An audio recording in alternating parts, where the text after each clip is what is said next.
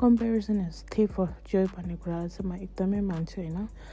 आफूलाई चाहिँ अरूसँग कम्पेयर गरेर चाहिँ खुसी हुने अथवा दुःखी हुने त्यो गरेर हुन्छौँ नि त हामीहरू होइन।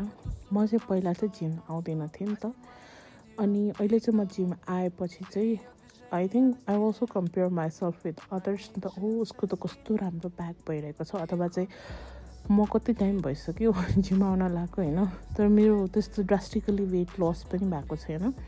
नट बिकज मैले गरिरहेको छैन अथवा कन्ट्रोल गरिरहेको छैन अथवा एक्सर्साइज गरिरहेको छैन भनेर चाहिँ होइन, but because I also have PCOS and मेरो लाइफस्टाइल पनि त्यस्तै छ नि त, त्यही भएर पनि हो। तर यो कम्पेरिजन गरेर चाहिँ आफूलाई दुःख बनाउने काम चाहिँ हामी सबैले गर्छौँ कि। अनि मलाई चाहिँ कस्तो लाग्छ भन्दाखेरि जिम आएर मेरो वेट लस नभए पनि आई एम सो फ्लेक्सिबल, अनि अहिले चाहिँ मलाई एकदमै हुन्छ नि पहिलाभन्दा राम्रो बेटर स्ट्रेन्थ भयो जस्तो लाग्छ। So stop comparing your self guys.